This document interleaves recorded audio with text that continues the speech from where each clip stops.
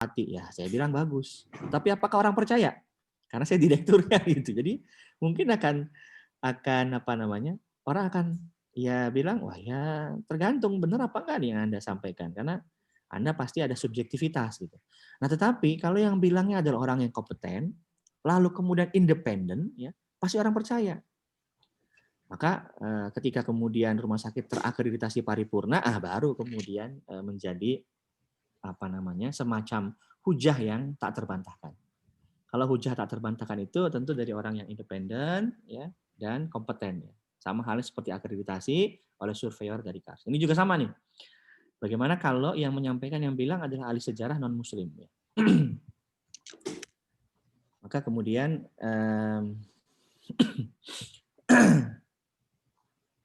ada sebuah buku fenomenal Bapak dan Ibu ya yang menuliskan 100 orang paling berpengaruh di dunia. Ya. Yang menulisnya namanya Michael H. Hart ya. Jadi ini seorang non muslim ya, Michael Hart ini dia menulis 100 orang paling berpengaruh ya sepanjang masa di dunia ya. Jadi dia merankingkan. Nah, ternyata Bapak dan Ibu, yang nomor 1 itu bukan, mohon maaf, bukan Nabi Isa, ya umatnya nabinya apa Tuhannya umat Kristiani, ya. Bukan pula Einstein, ya bagi orang-orang yang mengidolakan orang Barat kan mengidolakan apa kecerdasan dan sebagainya, terkenal sekali Einstein dan sebagainya. Tetapi kemudian dia menempatkan Nabi Muhammad SAW di tempat nomor 1 berdasarkan bukti-bukti, fakta-fakta yang tak terbantahkan. Dia menyebutkan, my choice of Muhammad to lead the list of the world's most influential person may surprise some readers. Jadi dia sudah memprediksi nih. Jadi pilihan saya memilih Muhammad untuk menjadi top ranking, nomor 1 orang paling berpengaruh di dunia ini, mungkin akan mengejutkan banyak pembaca. Dan bahkan mungkin dipertanyakan oleh sebagian yang lain. Masa? Masa Muhammad? Siapa itu Muhammad dan sebagainya. Jadi mungkin disangsikan. Tetapi kata Michael Hart ya, tetapi dialah satu-satunya orang ya dalam sejarah yang supremely successful. Jadi bahasa dia sampai begitu. Yang amat sangat sukses ya. On both dalam 2 hal. Ya. Pertama adalah dalam religius dan yang kedua dalam hal duniawi. Ini karena orang sekuler yang buat ya, jadi dipisah antara the religious and the secular levels. Buat apa namanya? Buat Michael Hart ya, dia menemukan bukti-bukti bahwa untuk di sisi religiositas ya, dia telah menyampaikan sebuah ajaran yang begitu masif persebarannya. Dan pada level sekular level, dia adalah pemimpin negara ya, yang boleh dibilang terbesar sepanjang sejarah. Jadi dulu kan ketika kepemimpinan Nabi Muhammad sudah hampir sepertiga dunia. Nah, belum ada ya satu pemimpin negara pun, raja manapun, sultan manapun yang bisa berhasil seperti itu. Maka menurut Michael Hart ya, dalam 2 level itu, keduniawian dan keukhrawian begitu, Nabi Muhammad SAW adalah orang yang paling berhasil. Maka dia tempatkanlah nomor 1.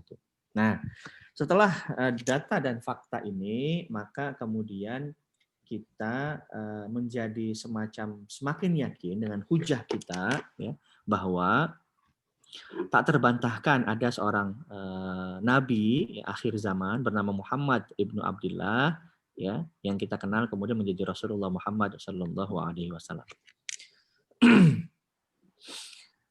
Nah, Bapak dan Ibu, kami lanjutkan untuk menghubungkan kembali kepada tadi pertanyaan di awal, apakah bukti Allah itu ada? Apa mukjizat terbesar Nabi Muhammad SAW? Mukjizat terbesar Nabi Muhammad ini Al-Quran Al-Karim. Dulu zaman kami kecil, Bapak Ibu, saya meragukan gitu. Kenapa kok mukjizat Nabi Muhammad itu Al-Quran Al-Karim yang terbesarnya?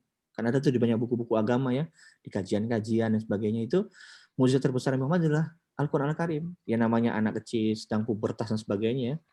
Itu berpikirnya ya, kalau mukjizat terbesar itu harusnya kemampuan superhero, ya. Kemampuan superhero yang bisa memindahkan gunung, menghidupkan manusia, ya. Nabi Muhammad kan punya banyak mukjizat, berbicara dengan apa namanya pohon, keluar air dari apa jarinya dan sebagainya, membelah bulan dan sebagainya. Mengapa tidak itu yang jadi mukjizat terbesar gitu? Nah, ternyata ketemulah jawabannya bahwa Bapak dan Ibu, mukjizat yang saya sebutkan tadi, yang saya pikir mestinya jadi mukjizat terbesar, itu tak lekang waktu. Jadi dimakan oleh seiring zaman. Ketika Nabi Muhammad SAW itu Isra Mi'raj, ya selesai saat itu. Tidak bisa bukti ya, mukjizatnya, bukti nubuahnya itu sampai kepada zaman sekarang. Ya, zaman di mana kita berada. Tetapi satu-satunya peninggalan Rasulullah yang berupa mukjizat Rasulullah yang bisa kemudian masih kita saksikan adalah Al-Quran Al-Karim. Maka ini adalah bukti, ini adalah mukjizat terbesar Rasulullah Muhammad SAW. Selain bahwa mukjizat ini juga adalah kalamullah. Ya. Tapi inilah yang kemudian sampai sekarang masih terus bisa dinikmati oleh umatnya. Nah maka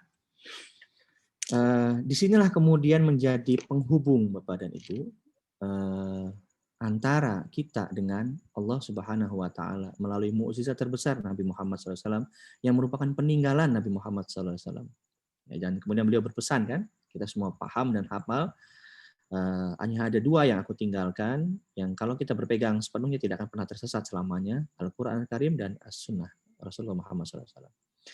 Nah, sekarang sampai pada kesempatan kami ingin menyampaikan bukti kebenaran Al-Quran, bahwa Al-Quran itu betul-betul perkataan kalamullah, bukan perkataan Muhammad Sallallahu Alaihi Wasallam. Kan pada zaman Quraisy saja ya banyak yang menyaksikan, walaupun kemudian akhirnya menjadi masuk Islam setelah mendalami Al-Quran. Tapi banyak juga kaum Quraisy, kaum kafir saat itu yang melihat bahwa atau menduga bahwa Al-Quran itu ya itu perkataannya Muhammad, itu hanya syair biasa dan sebagainya ya.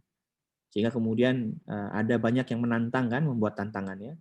Salah satu yang masyhur adalah surah Al-Fil. Dibuat tantangannya oleh kaum kafir saat itu. Nah, kami akan sampaikan 3 ayat saja Bapak dan Ibu pada kesempatan kali ini yang menjadikan bukti kebenaran Al-Qur'an. Yang pertama, A'udzubillahi minasyaitonirrajim wa arsalna riyaha lawaqih. Quran surah Al-Hijr ayat 22 yang artinya dan kami telah meniupkan angin untuk mengawinkan tumbuh-tumbuhan. Bapak dan Ibu, mari kita coba selami ya, kita coba cermati. 14 abad yang lalu ya, Al-Qur'an atau mungkin Rasulullah SAW karena beliau yang menyampaikan kepada umat ya wahyu ini, itu telah kemudian mengajarkan ilmu biologi yang baru ditemukan abad ke-20. Jadi ilmu biologi tentang ini, seingat saya itu baru ditemukan abad 1900-an awal. Ya, mungkin dekat-dekat dengan lahirnya Muhammadiyah. Dan terbukti di kemudian hari yang kita kenal melalui ilmu biologi. Jadi biologi kan begitu ya. Tumbuh-tumbuhan itu kawin kan dengan dua kemungkinan. Satu, serbuk sarinya ke bawah angin, diterbangkan oleh angin. Yang kedua, serangga hinggap di satu tanaman, ya satu bunga ke bunga lain. Jadi ini yang pertama. Yang menjadi bukti bahwa Al-Quran ini, wah ternyata sejak dulu sudah ada nih ajaran tentang ilmu biologi yang baru kemudian ditemukan abad ke-20 awal. Kemudian yang kedua, ini untuk orang kesehatan, Bapak dan Ibu nakes ya, tentu sudah tidak asing lagi ya tentang ayat ini dan buktinya dan pensaksiannya. A'udzubillahi minasyaitonirrajim. Yakhluqukum fi butuni ummahatikum khalqan min ba'di khalqin fi dzulumatin tsalas. Jadi Bapak Ibu, saya setiap kali membacakan ini selalu merinding gitu, membayangkan betapa dahsyatnya mukjizat terbesar Rasulullah ini gitu, Al-Qur'an Al-Karim ini. Ini juga sama, teori tentang ada 3 fase kehamilan, makanya disebut kemudian trimester 1, trimester 2, trimester 3 ya. Itu juga sama ditemukannya di abad 20 awal, tahun 1900-an ya. Dalam dunia Opskin baru ditemukannya pada tahun itu.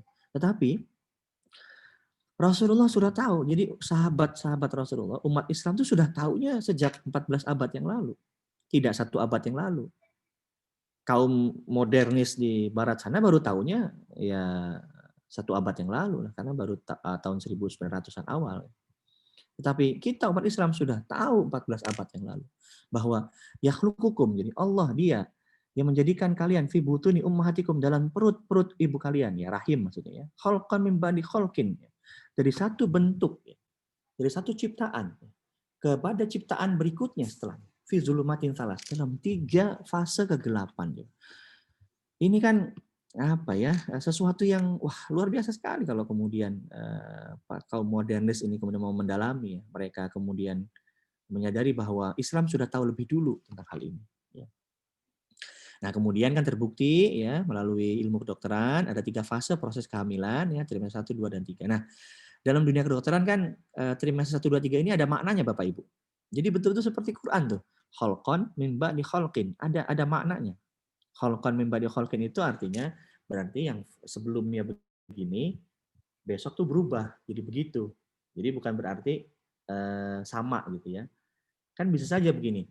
Bisa saja orang yang belum paham zaman dulu ya, bisa saja melihat begini, bahwa manusia itu di dalam janin dari mulai kecil sampai besar itu begitu aja bentuknya kayak sekarang kita nih.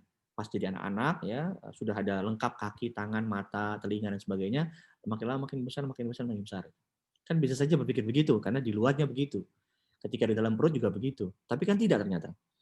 Ada bentuk-bentuk yang berbeda. Itulah makna khalqan min ba'di khalqin. Jadi satu bentuk dan bentuk setelahnya. Jadi berbeda bentuknya. Nah, seperti pada gambar yang mungkin mulai dari embrio, mulai dari kemudian apa namanya segumpal daging terus berkembang. Jadi kemudian daging yang membalut tulang dan seterusnya sampai kemudian bentuknya sempurna. Gitu ya. Nah, ini yang kemudian kita sebagai umat Islam patut bersyukur kepada Allah Ta'ala, kita sudah tahu lebih dahulu sebelum kaum barat modernis yang menemukan teori ini. Ya. Dan terakhir, ini kami skip saja ya Bapak Ibu, ini penjelasan yang tadi, lanjutannya. Nah yang terakhir, ayat ketiga ini, di surah Ar-Rahman, ya hafal, saya yakin Bapak Ibu semua, a'udzubillahi minasyaitonirrajim, marajal bahraini yaltaqiyan, bainahuma barzakhul la yabghiyan. Yang maknanya dia Allah membiarkan 2 lautan mengalir. Yang keduanya ini bertemu, tapi antara keduanya ada batas yang jelas, yang tegas, ya, yang tidak saling melampaui satu sama lain. Mungkin wajar ya Bapak dan Ibu jikalau dulu Nabi Muhammad SAW dihina gila, dihina bahkan ngawur, kemudian juga dibilang penyihir juga. Kenapa sampai dibilang penyihir? Karena banyak perkataan yang benar. Ya ini kan benar. Dulu mungkin orang bilang, ngawur kamu Muhammad, mana bisa air kok 2 air ada batasan yang tegas, tidak saling melampaui. Air tuh air saat nyatu. Kalau air sama minyak, oke, bisa mereka terpisah, tidak pernah menyatu. Gitu. Jadi wajar ketika kemudian, wah ternyata kok ada yang benar gitu ya, terbukti benar ya, wajar ketika kemudian dibilang penyihir. Gitu. Maka inilah Bapak dan Ibu yang menjadi, ini banyak ya, dulu pernah ramai itu ya, yang ada video itu salah satunya di Selat Gibraltar ya, antara Afrika dan Eropa, Laut Mediterania, yang secara teori diduga itu pertemuan antara air panas dan air dingin. Meskipun sebetulnya yang seperti ini banyak sih bisa ditemukan, tidak hanya di sana saja ya. Tapi yang dulu sempat viral di video banyak itu di sana salah satu titiknya. Nah, jika demikian adanya perkataan siapakah Al-Qur'an ya, dialah zat yang Maha tahu, Maha menguasai, Maha menciptakan semua ini sebelum semua orang kita ini tahu ya. Beliau sudah tahu lebih dahulu, zat yang sudah mengetahui segala sesuatunya sebelum siapapun mengetahuinya ya. Dialah Allah Subhanahu wa taala ya. Al-Qur'an adalah kalamullah, perkataan Allah, dan dengan demikian bahwa Al-Quran dan risalah nubuah Muhammad SAW menjadi bukti tak terbantahkan adanya Allah Subhanahu wa taala. Jadi saya teringat dengan sebuah ayat ya. Bunyinya begini, a'udzubillahi minasyaitonirrajim. Bismillahirrahmanirrahim. Walau syaa rabbuka la amana man fil ardi kulluhum jami'a gitu ya. Yang artinya walau syaa rabbuka, seandainya syaa berkehendak, rabbuka Rabbmu, jadi andai Rabbmu mau gitu, bahasa gampangnya, la amana ya. Allah akan bisa buat itu semua orang di muka bumi beriman. Kulluhum jami'a. Semuanya tidak terkecuali satu pun. Tetapi apakah itu sebuah hal yang bisa diterima oleh akal sehat manusia? Kalau kemudian saya sebut akal, mengapa kok seperti seakan-akan kita menuhankan akal? Bukan menuhankan. Tetapi ilmu itu amat penting. Ajaran Allah yang pertama kali Allah lakukan kepada manusia yang Allah ciptakan ya sebagai yang diciptakan fi ahsani taqwim itu adalah ilmu ya, mengajarkan nama-nama dan sebagainya. Jadi memang tidak bisa dikesampingkan antara ajaran agama Islam dengan ilmu. Nah, ini saling terkait. Nah, oleh karenanya dengan pemahaman yang seperti itu bahwa menjawab tadi justru Allah tidak akan melakukan sesuatu yang tidak logis gitu. Tidak akan melakukan tadi itu. Walau sya'rabuka la'amana man fil ardi kulluhum jami'a. Jadi kalau Allah mau, Allah akan jadikan seluruh umat manusia ini beriman semua. Tapi Allah tidak lakukan. Karena itu tidak logis. Yang logis bagaimana? Inilah dengan yang logis. Dengan risalah. Ya. Allah kirim utusan. Ya. Tentu utusannya adalah manusia. Karena yang didakwahi adalah manusia. Ya. Kemudian utusan itu bernama Rasul. Ya. Dinamakan Rasul, ada utusan. Kemudian membawa ajaran Islam, Allah menurunkan wahyu, ajaran itu salah satunya adalah wahyu Allah, bernama Al-Quran yang sekarang kita kenal, maka kemudian menjadi mudah atau bisa diterima. Ketika yang menyampaikan kepada umat manusia adalah seorang nabi dan rasul, yang dari kalangan manusia itu juga, dan membawa pesan penting berupa Al-Quran dan juga nubuah atau uswah hasanah yang Rasulullah bawa itu sendiri. Nah, dengan demikian maka itu semua menjadi bukti tak terbantahkan adanya Allah Subhanahu wa taala. Maka dialah Allah, Tuhan seluruh alam semesta, satu-satunya zat yang patut disembah oleh kita semua. Demikian barangkali itu Bapak dan Ibu, ayahanda sekalian, mohon izin sedikit sharing dari apa yang barangkali sedikit kami bisa berikan pada malam hari ini.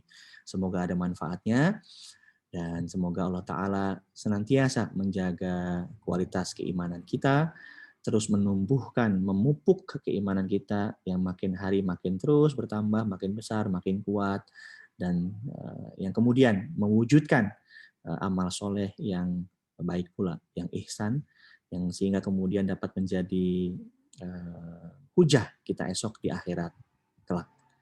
Amin ya rabbal alamin. Demikian nasrul minallah wa fathun qarib wa basyiril mu'minin. Assalamualaikum warahmatullahi wabarakatuh.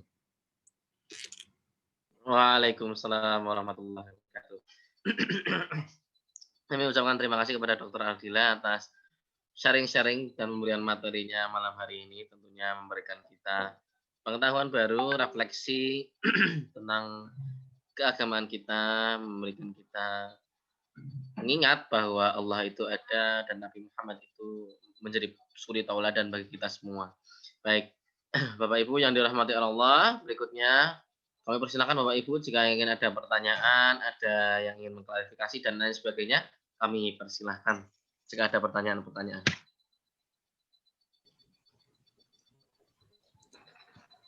Mau tanya, Mas Afdal?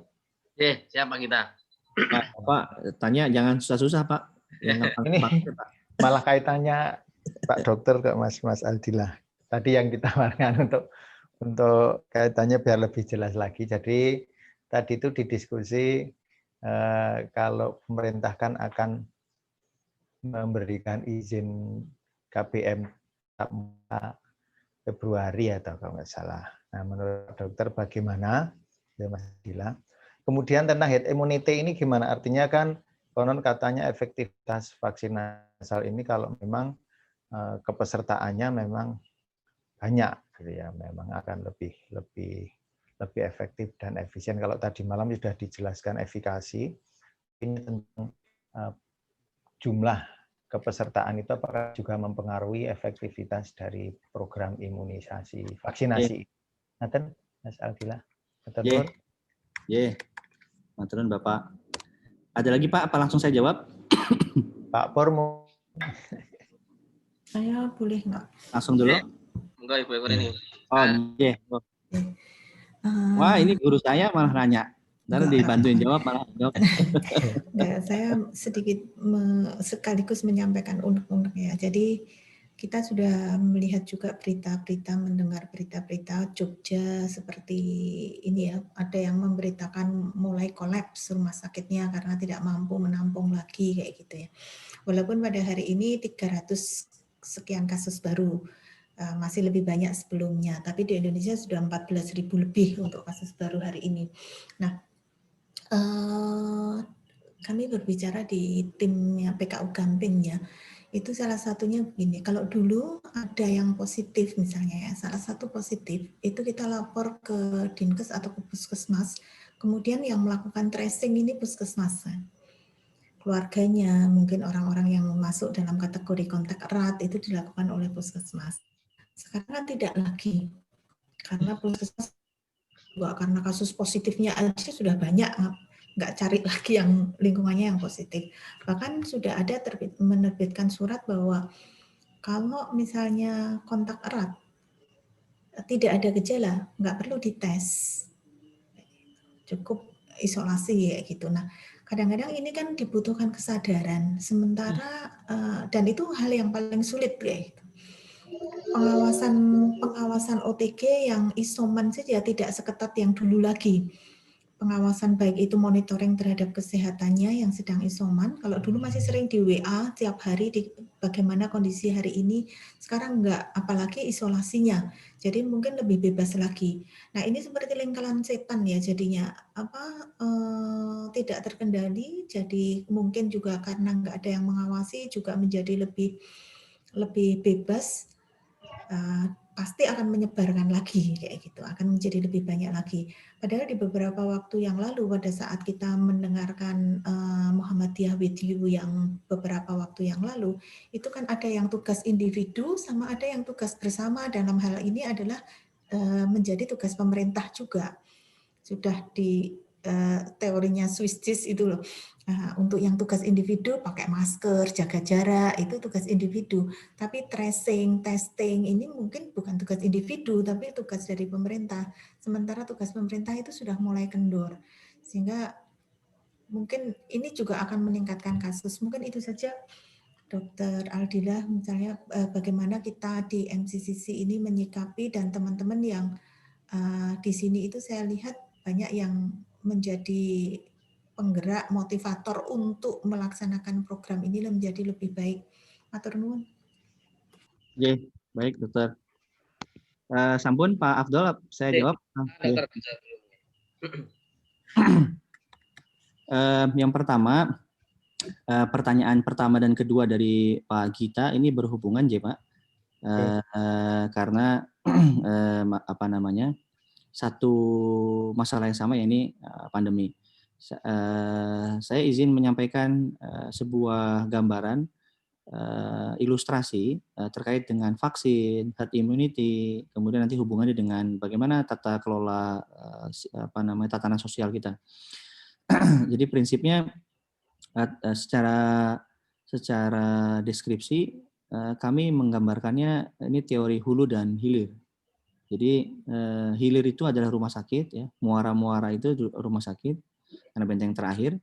Hulu itu adalah bendungan ya, mungkin curah hujan yang tidak tinggi dan sebagainya. Nah, kita saat ini itu hulunya airnya agak banyak nih sehingga meluap akhirnya. Kenapa? Karena prokes tidak berjalan dengan baik. Kemudian law enforcement pemerintah juga rendah. Kemudian kedisiplinan masyarakat juga rendah, bahkan banyak yang abai ya, masyarakat yang jenuh dan sebagainya, sehingga air di hulu banyak, curah hujannya tinggi ya, airnya juga banyak dan sebagainya, sehingga akhirnya meluap. Nah, air yang mengalir ke hilir banyak sekali. Akhirnya di hilir terjadi banjir, meluap juga. Kenapa? Karena tidak bisa menampung. Itu yang terjadi sekarang di rumah sakit. Banyak sekarang rumah sakit itu pakai tenda darurat. Di rumah sakit saya tenda darurat ya.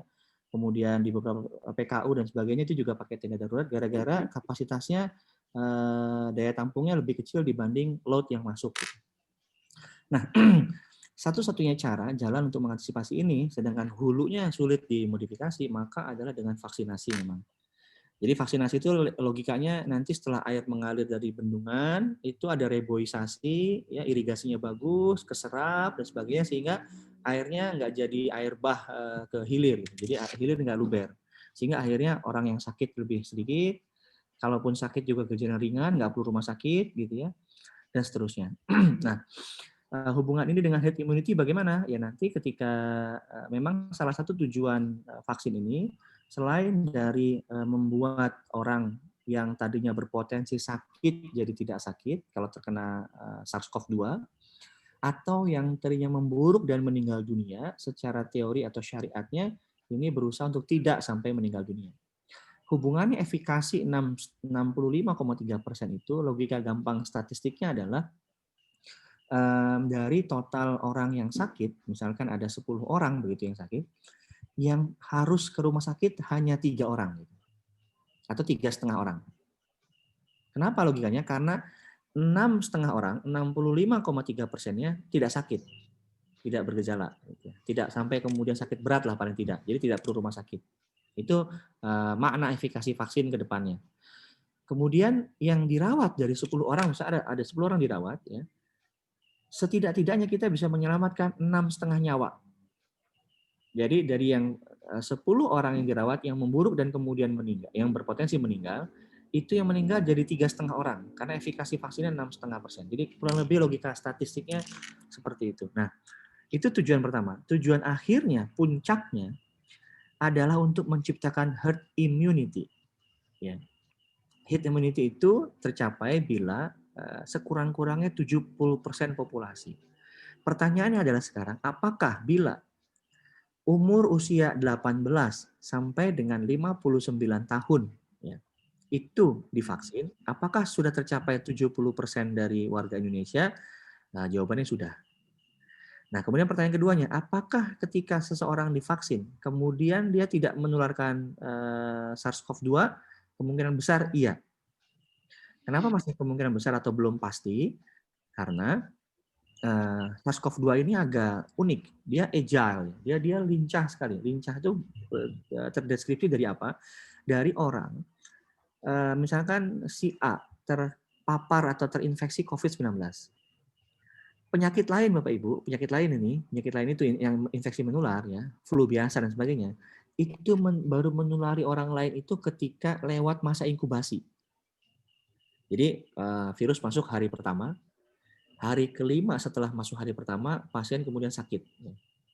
Masa inkubasi berarti dari hari pertama sampai hari kelima. Nah, penyakit lain itu di masa inkubasi dia tidak nularin.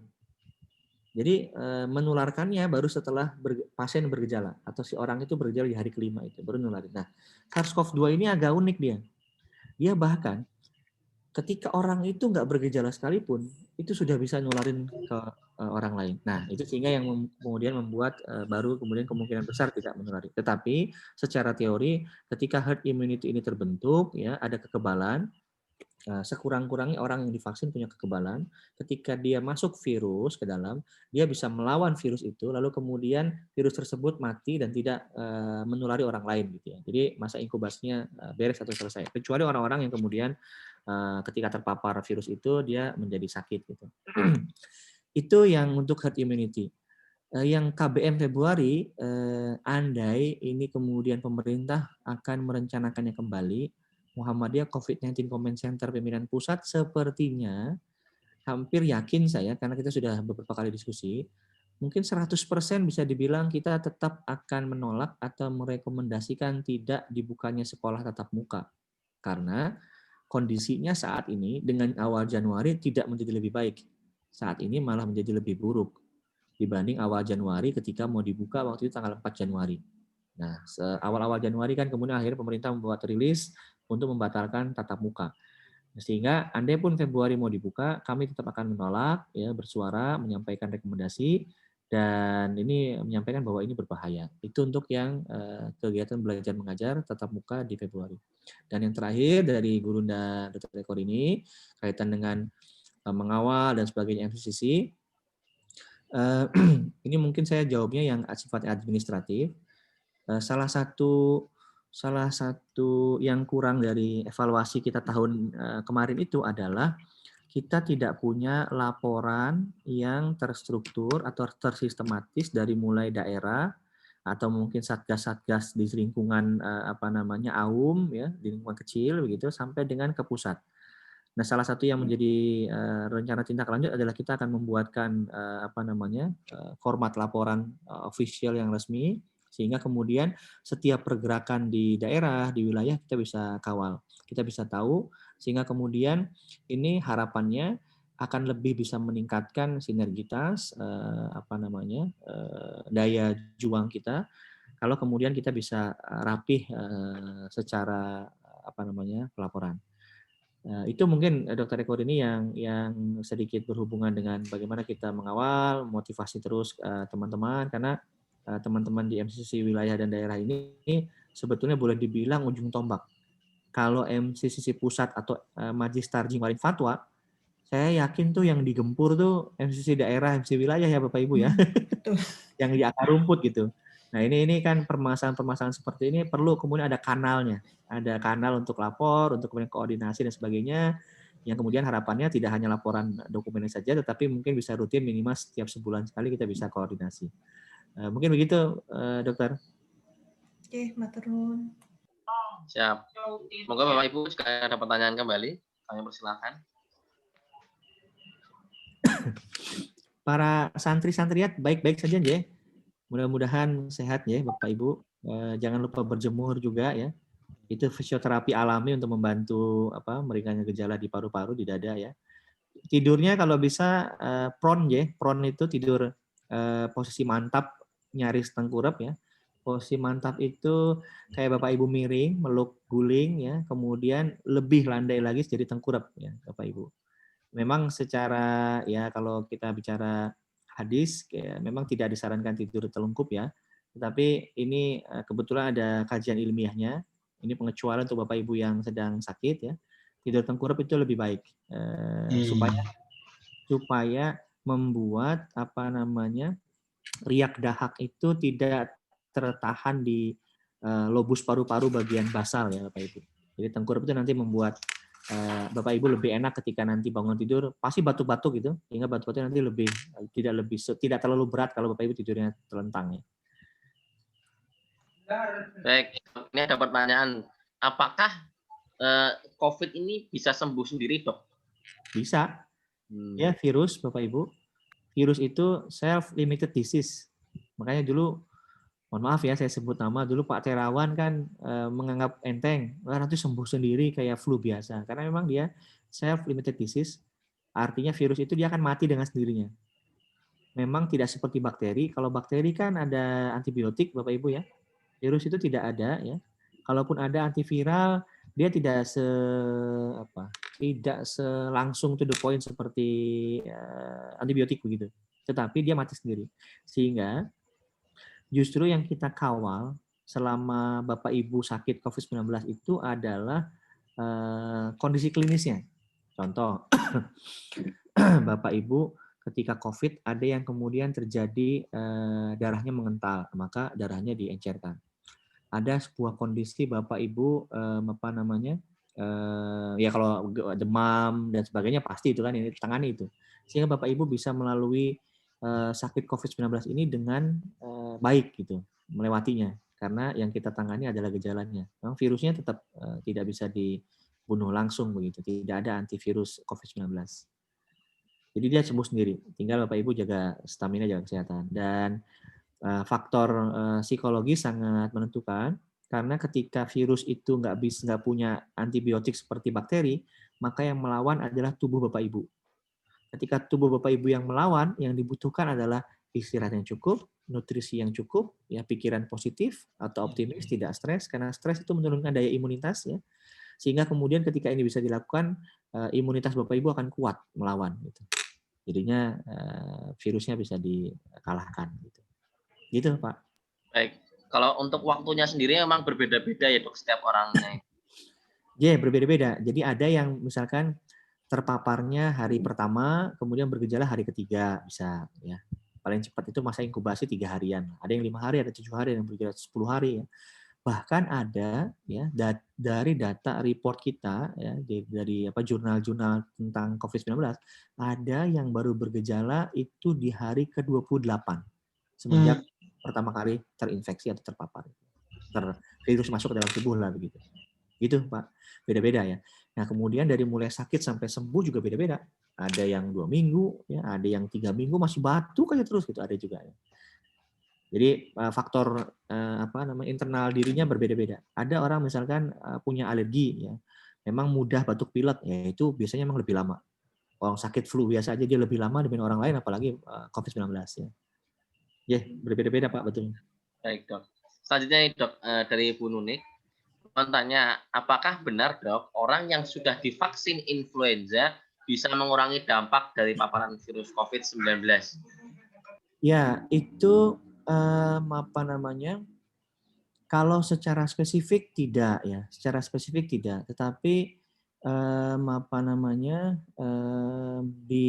pernah disarankan. Tetapi jawaban saya sih, saya lebih cenderung lebih hati-hati sehingga sebelum ada data, belum ada jurnal yang menunjukkan bahwa vaksin influenza itu bisa membantu ya meringankan gejala atau membantu ketahanan tubuh terhadap SARS-CoV-2. Karena kalau secara jurnal itu sudah ada, ya sudah terbukti, sudah dirilis, itu mestinya kita nggak perlu repot-repot nyari Sinovac ya. Tinggal pakai vaksin influenza yang sudah banyak di Indonesia gitu. Gitu, Pak. Walaupun memang beberapa orang yang menyatakan demikian ya, bisa lebih enak gitu, nggak mudah flu ya. Ya, baik dok. Selanjutnya nih dok, tentang probiotik itu apakah memang probiotik itu bisa mempercepat kesembuhan dari COVID-19 dok? Jadi kan tadi salah satu untuk mendukung imunitas itu adalah nutrisi, Bapak Ibu, nutrisi. Nah, sedangkan probiotik itu akan menyehatkan pencernaan kita, yang kemudian nutrisi yang kita makan akan terserap dengan optimal gitu. Belum lagi ada kan SARS-CoV-2 yang titik sel sasarannya itu targetnya juga di pencernaan.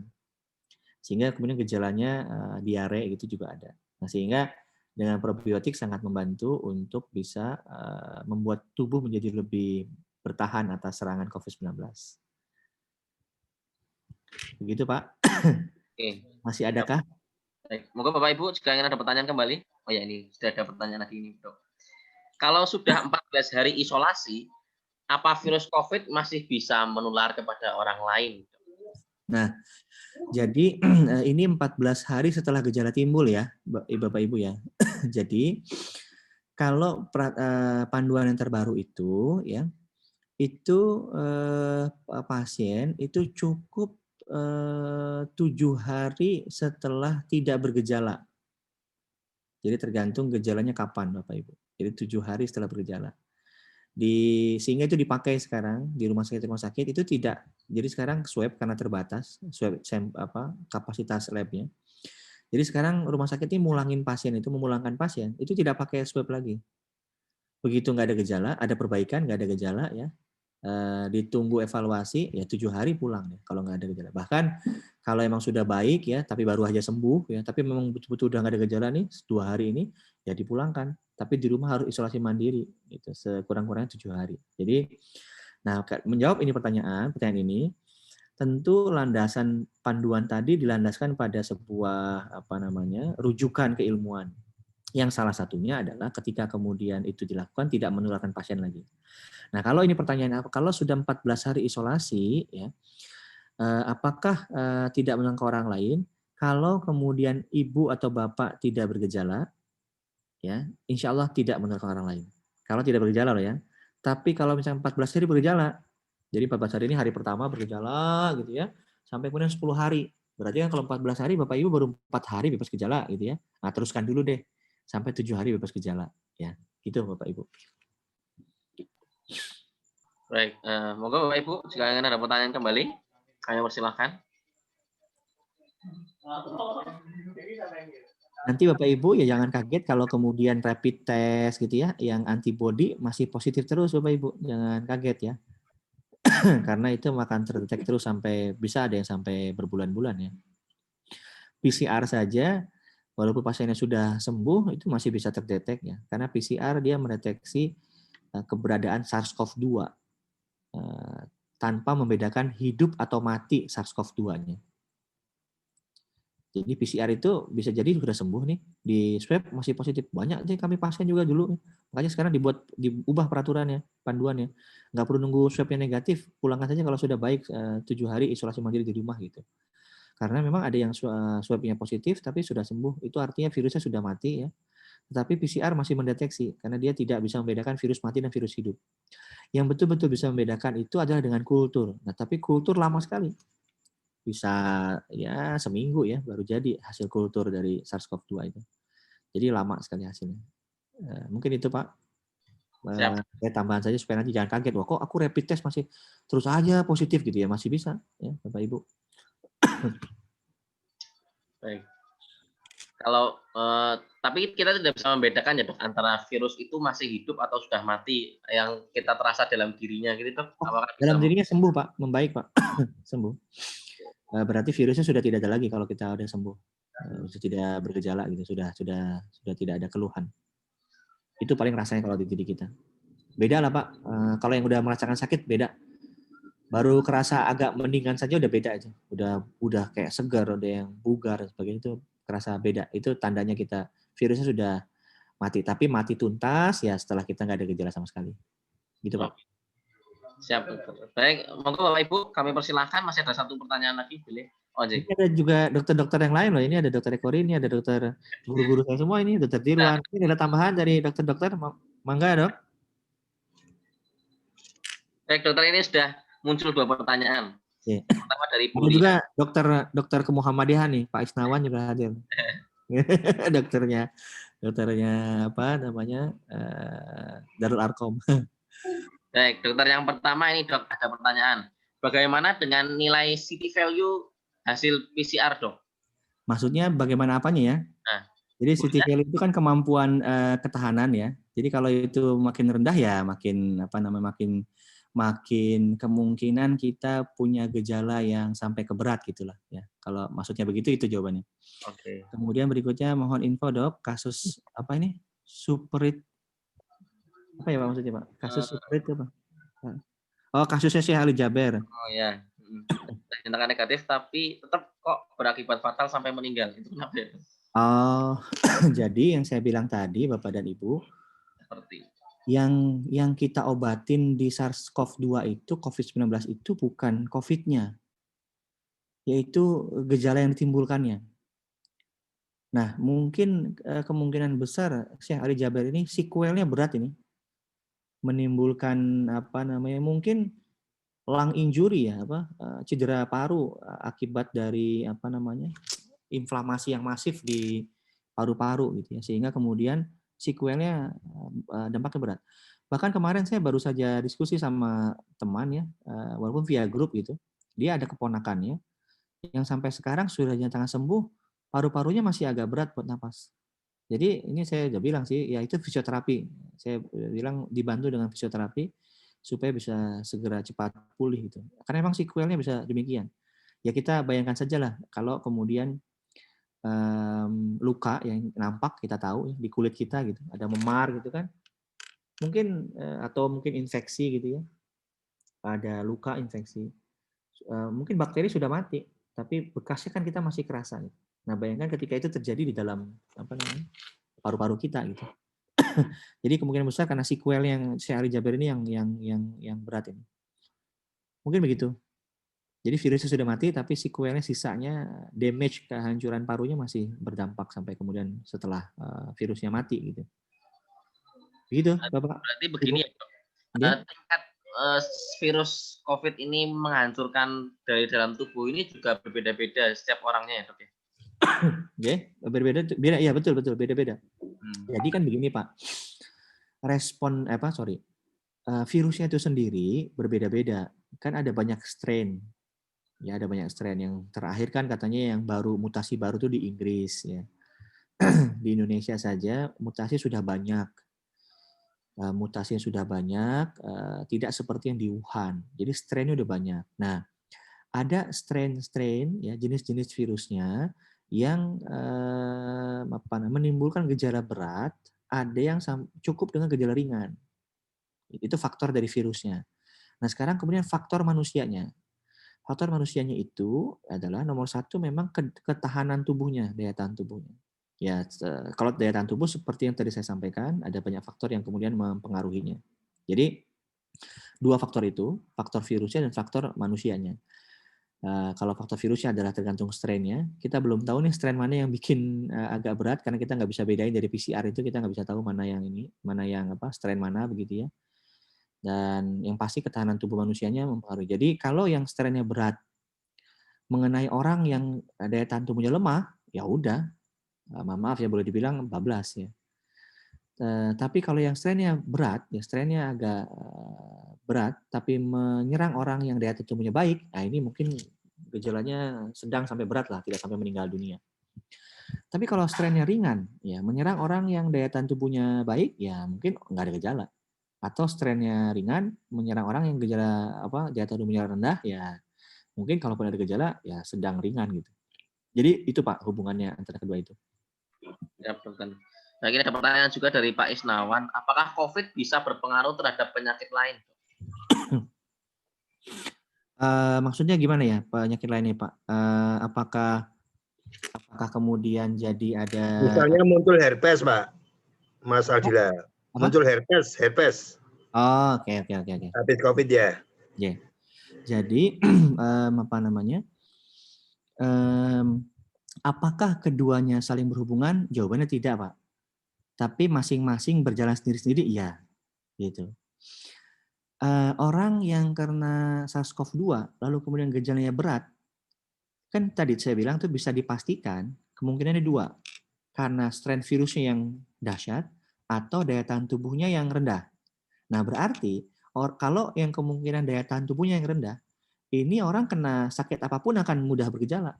Jadi begitu kena SARS-CoV-2 dia bergejala, begitu lagi ada herpes ya makin kena juga karena dia memang daya tahan tubuhnya rendah. Gitu aja Pak. Jadi itu dia berdiri sendiri-sendiri tapi memang keduanya punya ada hubungan di dalam internal tubuhnya ketahanannya. Ini ada lagi sebelum tadi Dok mau tanya kenapa gejala sudah tidak ada, pasien sudah aktif dan tidak ada keluhan tapi setelah di swab kembali hasilnya masih positif. Jadi tadi Ibu yang saya jelaskan di awal bahwa kalau positif itu PCR ya, kalau PCR dia tidak bisa membedakan SARS-CoV-2-nya masih hidup atau mati. Jadi masih ada kemungkinan SARS-CoV-2-nya masih kedetek, tapi sudah mati, sudah nggak ada gejala. Gitu. Oleh karenanya, bahkan sampai ada orang yang sampai 30-40 hari masih positif Bu, SARS-CoV-2-nya. Oleh karenanya, sekarang panduan dari PDPI ya, panduan COVID-19 itu tidak lagi pakai untuk memulangkan atau menyatakan negatif itu tidak pakai tidak pakai swab PCR lagi. Ya. Kemudian Dok mau tanya kasusnya Dewi Persik. Dewi Persik ini apa namanya? Bapak Ibu bagus ya, sering nonton berita jadinya biar terhibur. COVID-nya kulitnya memerah seperti terbakar. Kok bisa seperti itu Dok? Iya bisa. Jadi gejalanya, jadi si COVID itu, aduh saya lupa bahasanya, 1000 wajah. Jadi COVID-19 itu penyakit 1000 wajah. Kenapa dibilang 1000 wajah? Gejala dari yang mulai berhubungan dengan saluran nafas sampai yang nggak ada hubungan dengan saluran nafas. Contoh nih, dulu kita, maaf namanya kalau tidak salah Prof. Iwan ya dari UGM. Itu awalnya nggak dikira COVID-19 karena gejalanya diare, nyeri perut, mencret, diare. Ternyata setelah kok nggak sembuh-sembuh, wah curiga nih ke arah COVID kok memburuk cepat. Dirujuk kemudian di swab positif. Jadi memang SARS-CoV-2 ini bisa berbagai tempat ya dia gejalanya timbul, bisa di kulit, bisa di saluran nafas ya, bisa sariawan, bisa pencernaan ya, bisa banyak tempat yang kemudian bisa disasar oleh SARS-CoV-2 ini. Ya, jadi jawabannya bisa seperti itu. Jadi memang bisa. Kemudian Dok, apa yang harus dilakukan untuk mengecek kondisi organ tubuh akibat kena COVID? Misal apa harus ronsen paru-paru atau yang lain? Ya. Jadi salah satu memang meskipun 1000 wajah, mayoritas gejala itu saluran nafas. Dari saluran nafas itu tentu yang paling berat bila mana mengenai paru-paru. Oleh karena itu salah satu yang diperiksa adalah ronsen paru. Dan kemudian bila ada pasien meninggal pun, ya mayoritas karena paru-parunya yang diserang. Jadi meninggalnya bukan dalam tanda kutip virusnya menyerang seluruh tubuh, tidak, tetapi organ-organ vital, salah satunya paru-paru yang diserang. Yang ada inflamasi di dalamnya, perlengketan, kemudian jadi susah berkembang, ya, susah kembang kempis paru-parunya sehingga napas susah dan sebagainya. Ini pula yang kemudian membuat terapi, ya, ventilasi oksigen itu menjadi tidak begitu optimal, ya, karena paru-parunya damage, ya, dia tidak hanya sekedar inflamasi tapi juga banyak perlengketan sehingga kemudian ketika diberikan oleh tekanan positif oleh ventilator itu malah tidak optimal gitu. Mungkin itu ya Pak Amir Mahmud menjawab kondisi organ tubuh yang diperiksa salah satunya adalah ronsen paru. Betul Pak. Mungkin begitu. Ada lagi Bapak Ibu? Ya, monggo Bapak Ibu. Kita sampai jam berapa ini? Jam 9 dok insyaallah. 9, oke, baik. Masih ada 1 menit lagi terakhir. Monggo Bapak Ibu. Silakan Bapak Ibu. Saya Ibu Dokter. Ibu Zamzamah. Ya. Ibu. Ya. Ini dokter saya itu sudah hampir 1,5 bulan atau hampir 2 bulan. Masa pemulihan ini ya, kondisi tubuh itu kira-kira sampai berapa dan berapa bulan atau berapa hari dan apa yang mendukung untuk segera pulih kembali kekuatan kami. Terima kasih. Assalamualaikum warahmatullahi wabarakatuh. Waalaikumsalam warahmatullahi wabarakatuh. Ya, Ibu. Setiap orang berbeda-beda, Ibu, fase penyembuhannya. Baik faktor intrinsiknya pasien dan faktor ekstrinsik. Mungkin usia juga ya, Dokter ya. Usia juga bisa. Kalau faktor ekstrinsik kan tadi mulai dari strain virus, ya, seberapa dia merusak dan sebagainya. Nah, kalau dari faktor intrinsik itu usia sangat mempengaruhi karena mempengaruhi kemampuan recovery atau regenerasi sel juga, ya, di dalam tubuh manusianya. Nah, namun terlepas dari itu, yang bisa dilakukan adalah satu, nutrisi dijaga karena itu memberikan sumbangsi. Suplemen Ibu perlukan, ya. Konsumsi suplemen untuk bisa mempercepat penyembuhan seperti tinggi vitamin C dan sebagainya itu sangat diperlukan agar supaya membantu recovery atau regenerasi tubuh sel. Kemudian kalau itu di paru-paru dan sebagainya membutuhkan bantuan ya fisioterapi. Kalau Ibu mau yang alami bisa dengan berjemur. Kalau butuh yang hospitality ya mungkin bisa ke unit fisioterapi untuk nanti dipanasi ya paru-paru atau dadanya. Mungkin itu Bu yang bisa membantu. Tergantung Ibu gejalanya apa ya. Apakah kerasa paru-parunya agak kurang enak nih setelah COVID, napasnya masih belum bisa plong gitu dan sebagainya, ya itu masih mudah lelah gitu loh Dokter. Oh, jeng. Mudah lelah itu juga salah satunya memang dari paru-paru ya Ibu, bisa karena itu, bisa juga karena sistemik ya. Sehingga kalau untuk paru-paru, kalau Ibu merasa kok berat, ingin mantap yakin, ya ronsen lagi. Tapi kalau sudah ronsen dan hasilnya ternyata dibilang bagus, ya tadi mungkin tinggal fisioterapinya, tinggal recovery-nya. Tinggal banyakin nutrisi yang bagus, vitamin C yang tinggi, ya, vitamin E juga, ya. Karena itu yang membantu regenerasi sel. Mungkin itu Bu. Ini ada lagi Pak Moderator dari Pak Gio ya. Sudah 14 hari, cek evaluasi dengan antigen, bisa nggak masih positif? Kalau masih positif gimana usahanya? Kalau negatif kapan bisa interaksi di luar? Saya akan sedikit jelaskan tentang ini ya Pak, jenis-jenis pemeriksaan COVID ya. Yang pertama saya berawal dari ini tidak berurutan dari ini ya, dari rilis oleh pemerintah, tetapi urutannya. Di fase awal yang bisa mendeteksi itu di fase awal jadi fase awal orang terinfeksi ya, yang bisa mendeteksi adalah antigen, jadi swab rapid antigen dan PCR yang bisa mendeteksi.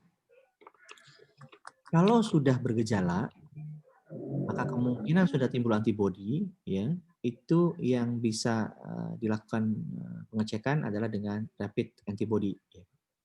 Nah, kalau di sini pertanyaannya, sudah terkonfirmasi COVID, sudah isolasi 14 hari, cek evaluasi dengan antigen, kemungkinan antigennya negatif, karena sudah 14 hari, sudah lama. Antigen itu optimal di 8 hari pertama, ya Bapak Ibu. Ya semingguan pertama lah, ketika terpapar atau terinfeksi. Sehingga kemungkinan antigen itu sudah negatif. Tetapi belum tentu sudah negatif COVID-19. Kecuali tadi sudah tidak bergejala, kemudian 7 hari kemudian, nah baru kemudian bisa insya Allah aman. Kalau kemudian pertanyaannya kalau masih positif gimana? Ya kalau masih positif berarti masih perlu isolasi mandiri terus. Tetapi kemungkinan kalau itu pakai antigen sudah negatif. Sehingga kalau untuk mencari kenegatifan setelah isolasi mandiri itu pakainya PCR. Walaupun PCR itu masih mungkin positif terus ya, Bapak Ibu. Tetapi itu lebih valid dibanding antigen. Jangan sampai nanti negatifnya negatif palsu. Kita merasa aman, sudah negatif, pakai antigen, ternyata kita berbaur dengan keluarga, kita masih positif.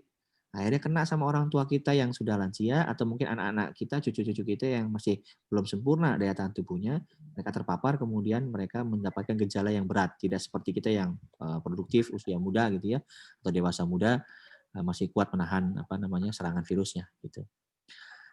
Kalau sudah negatif, nah kalau negatifnya itu negatif PCR sangat bisa. Tapi kalau negatifnya antigen, rekomendasi saya tunggu sampai tidak bergejala 7 hari gitu ya Pak ya. Karena antigen ini efektifnya hanya di 8 hari pertama saja ketika terinfeksi. Mungkin gitu Bapak. Baik. Ini Dok, saya baru teringat ternyata ketika tadi dokter berkata bahwa sekarang di rumah sakit tidak perlu swab lagi untuk memulangkan pasien. Bagaimana kadang-kadang nih kita di masyarakat itu ada julid lah kalau kita bisa bilang ya Dok. Bagaimana kita membuktikan bahwa nanti di masyarakat itu nanti tidak terjadi gesekan gitu Dok. Maksudnya dalam artian membuktikan bahwa dia itu benar-benar sudah aman dari COVID pasien tersebut. Pakainya surat keterangan Pak. Pakai surat keterangan dari rumah sakit, kemudian berkoordinasi dengan dinas kesehatan setempat dan perangkat. Kalau di kami ya di pengalaman kami di rumah sakit kami itu berkoordinasi dengan dinas kesehatan, dengan puskesmas dan dengan perangkat desa setempat. Ya. Justru juga butuh bantuan dari perangkat desa untuk memantau nih kalau kita minta suruh isoman 7 hari dia benar-benar lakuin apa enggak gitu. Kalau yang masih butuh isoman 7 hari lagi gitu ya tambahan untuk jaga-jaga saya supaya bisa lebih mantap gitu. Tapi kalau tidak butuh isoman lagi ya kita nyatakan sembuh dari rumah sakit ya sudah selesai gitu, Pak. Baik, terakhir Dok. Ada juga tidak semuanya itu tidak di swab. Ada juga kita mau cek evaluasi saja. Jadi bukan untuk memulangkan, ketika dievaluasi ternyata sudah negatif. Jadi kemarin itu dia masih sakit gejalanya itu sequence. Itu mah begitu gejalanya hilang karena swab evaluasinya itu negatif ya begitu sembuh nggak perlu nunggu 7 hari kita pulangkan dinyatakan sembuh Pak gitu.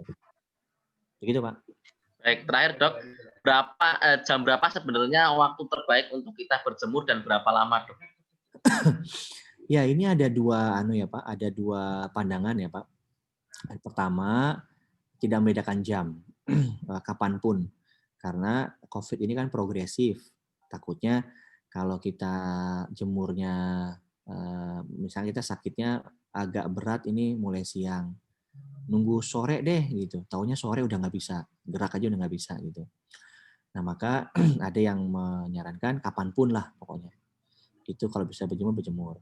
Tapi ada juga yang menyarankan itu di bawah jam 10 kalau pagi dan sore di atas jam 4. Ini hubungannya dengan ada kajian bahwa sinar matahari itu bisa membuat menimbulkan penuaan dini ya karsinogenik kalau itu di siang hari gitu ya. Sedangkan matahari pagi itu tidak, lebih menyehatkan gitu. Sehingga kalau memang tidak terlalu mendesak masih bisa dilakukan ya setiap hari saja gitu Pak. setiap pagi di bawah jam 10 untuk berjemurnya. Berapa lama? Cukup setengah jam, Pak. Begitu, Pak.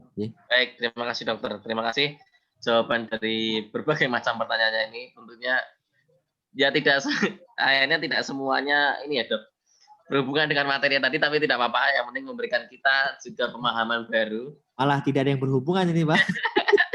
Iya dok. Ya, apa, dok. Karena nanti mungkin kita akan undang kembali dok dengan tema yang kesehatan dok. Insya Allah. Baik, kami ucapkan terima kasih kepada Dr. Ardila atas pemberian materi dan jawaban atas dari pertanyaan-pertanyaannya. Kami ucapkan terima kasih sekali. Kami ucapkan terima kasih, banyak hikmah-hikmah yang tentunya kita bisa ambil dan kita terapkan dalam kehidupan sehari-hari. Marilah kita akhiri kajian kita malam hari ini dengan alhamdulillah secara bersama-sama. Alhamdulillah. Alhamdulillah. Kami ucapkan terima kasih kepada Pak Gita, Arif Jamali, Bu Eko Rini, Pak Purwadi, Pak Isnawan, dan tentunya Dr. Aldila dan seluruh peserta di kajian Muhammadiyah with you malam hari ini, tentunya memberikan kita pencerahan baru. Terima kasih. Tidak lupa kami selalu mendoakan kepada Bapak Ibu yang sedang sakit, yang sedang dilanda ujian, segera diberikan kesehatan oleh Allah. Yang sudah sehat, yang sudah kuat, semoga selalu diberikan lindungan oleh Allah agar kuat menghadapi berbagai macam kendala. Amin. Amin. Kami ucapkan mohon maaf atas segala kesalahan dan kekurangannya. Nun wal qalami wa ma yasirun wa basyiril mu'minin. Wassalamualaikum warahmatullahi wabarakatuh. Waalaikumsalam warahmatullahi wabarakatuh. Matur nuwun Pak Gita, Pak Purwadi, Pak Purwadi. Iya, matur nuwun dokter. Terima kasih dokter. Terima kasih. Rekor ini makasih dok. Dokter Ridwan ini juga hadir sepertinya. Iya. Pak Ini Isnawan. tiap malam Mas Aldila. Mas Aldila program ini tiap malam. Alhamdulillah. Tiap malam Senin Kamis agama nggih, Senin Kamis nggih. Senin Kamis psikologi. Senin Kamis psikologi. Agama itu akad, Selasa, Jumat. Sama Jumat agama, Rebu dan Sabtu kesehatan. Alhamdulillah kalau berjalan terus menambah hasanah. Dan pesertanya tidak hanya DIY sekarang, ini ada Sumatera Utara, ada Aceh, ada mana lagi kemarin juga ada yang tanya dari Sumatera Utara itu tadi. Iya, sekarang sudah meluas kemana-mana. Ini malah bisa diseragamkan malah dong, bisa buat semua nih nanti. Kemarin Ponorogo juga menghubungi saya mau bikin shelter, katanya bekerja sama dengan MCCC Ponorogo, bekerja sama dengan Rumah Sakit Muhammadiyah Ponorogo dengan Rumah Sakit Aisyah Ponorogo. Nah ini saya ajak bergabung saja, nanti Muhammadiyah with you-nya satu saja. Nanti sharing narasumbernya, sharing dari kadang-kadang dari sana, sini kayak gitu. Berarti enggak sendiri-sendiri. Macam apa ya? Joint venture aja nih dengan institusi pusat. Iya. Ini sudah disediakan sama Mas Dede kok. Ini sudah disediakan Mas Dede Zoom-nya, sudah difasilitasi. Bu Rini izin tanya, ini kadang-kadang informasi itu terlambat kayak tadi kan di grupnya UMJ itu kan baru sore atau semalam ya Bu Rini ya. Kemarin saya kan terlempar karena daya tampung 100, ini yang ramu hanya 40-an. Kalau kemarin kan sampai melebihi kapasitas ya, banyak yang terlempar. Nah ini informasi acara itu gimana ya Bu ya? Menawi terlambat non sewu nanti bisa mengikuti YouTube-nya Bapak. Kita sudah linkkan ke YouTube. Ada siaran ulangnya menawi terlambat. Cuma mungkin ini Pak Dirwan, lebih mantap kalau ikut Zoom-nya gitu dok ya. Betul, karena isinya tilek itu loh. Sekarang sudah 500. Sudah 500 peserta. Kapasitas Zoom-nya sudah 500. Jadi nanti apa namanya? Kadang-kadang memang sharingnya itu kita tahunya juga baru siang, baru sore kayak gitu. Biasanya kalau saya share ke grup-grup misalnya FKIK kayak gitu. Nanti mungkin kalau yang bisa lebih pagi. Yang cuma Bu Ekor ini Mbak. Yang tahu grupnya UMJ cuma Bu Ekor ini, yang kan nggak tahu soalnya. Jadi nggak bisa sharing. Biasanya saya share ke grup FKIK sih. Nanti saya share ke grup Alhamdulillah UMJ juga ada. Nanti coba saya share juga ke sana. Nggih. supaya bisa. Karena Saya di pikir UMY ada Unires juga yang digunakan untuk shelter. Ya, makanya itu yang penting kan Unires itu banyak soalnya yang di sana. Ya. Ya, matur suwun Pak Dirwan diingatkan. Bapak Yo, Ibu, Mas, selamat malam. saya izin pamit ya. Ya, matur suwun Mas Aldila. Matur nuwun, dokter. Yang sedang isolasi sehat-sehat, sedang Amin, amin, amin. Yang sehat tetap sehat, Bapak Ibu pejuang. Amin, amin. Nggak ada yang takut vaksin ya? Nggak ada yang takut vaksin ya? Malah ditolak sama vaksin. Kalau saya. ada yang Sudah takut, positif. Ya Pak Isnawan. Kita daftar, saya Pak Faisal, Pak Isnawan ini ditolak. Kalau ada yang takut, ini tugas mendoktrin itu di MSI Pusat itu Pak Arif Jamali ya. Corona, ya dari Corona, Dr. Alim, saya itu tugas mendoktrin orang-orang yang takut divaksin. Ya. Kita itu malah takut nggak kedapatan vaksin malah.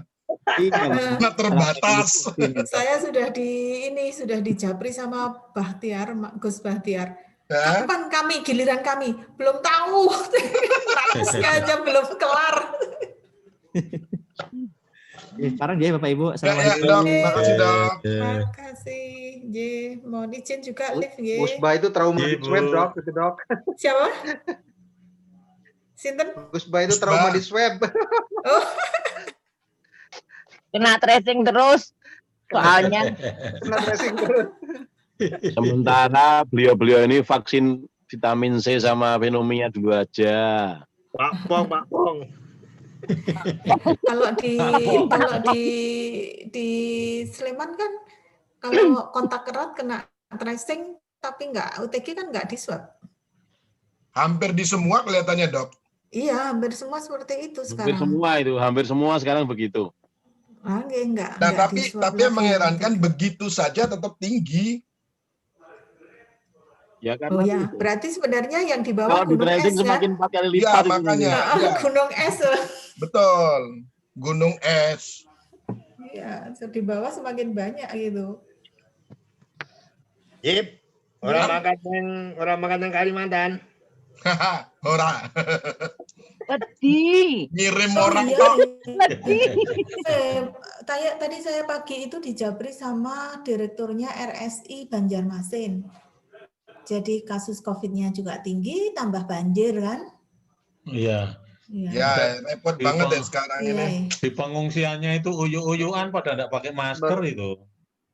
Ya enggak, sudah agak sulit, Pak. Enggak mungkin sudah protokol kesehatan di pengungsian gimana?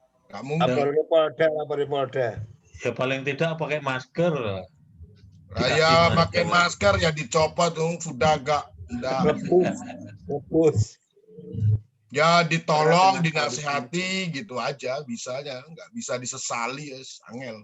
Prioritasnya itu protokol lapar sekarang di sana itu. Nah, iki gone Buria kok suaranya Pak Dodi loh. Pak Dodi ki nengdi mau ki. Saya kan kompak. Kan ceritanya kono terus Ria Dodi. Ya, betul Ria dan Dodi. Iya. Kok dia diprotes loh. Ini Pak Iwan lagi ngeladak di Papong, nggak ajak-ajak kayaknya sama Pak Dede malah ini. Oh, tadi siang Pak Dirwan. Moga sugeng istirahat. Besok malam bareng pengajiannya PKU kan? Ya. Oh gitu. Iya. Besok malam. Minggu malam. Sinten Pak Is? Damel Zoom ya, Bu. Iya, sudah pakai Zoom. Pak Agung. Kapasitasnya 500, Pak Agung ya? Ya. Berarti libur nggih, Benjeng. Betul. Libur ikut pengajian itu. Ikut pengajian PKU. Maksudnya libur tugas. Ustaznya siapa Ibu? Damel ngaten lho, Bu. Oh, mboten. Nanti sudah pakai akun saya. Oh, izin. Sudah dibuatkan. Ustaznya makanya kan damel lagi. Bu Ekor ini, Ustadznya sinten, Bu? Ustadz Ibu. Agung. Oh, Pak Agung. Oke. Agung Darto. Berarti saya akan ngensel Ustadz Jamaluddin Ahmad ya. Untuk di jadwal ulang gitu. Tanggal piro toh? Tanggal piro toh, Mbak?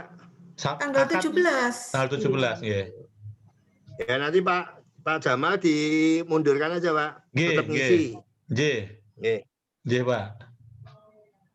Geser mawon.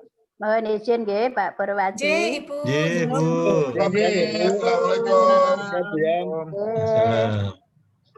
Nggih, saya juga izin live nggih.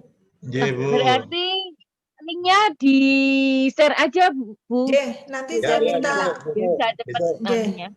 Besok, Ya, besok. kadang juga sampai ada yang nanyain nih soalnya. Nggih, insya Allah besok pagi kita share-kan. Besok pagi share. Nggih. Nggih, matur suwun. Nggih, assalamualaikum, izin live. Nggih, waalaikumsalam.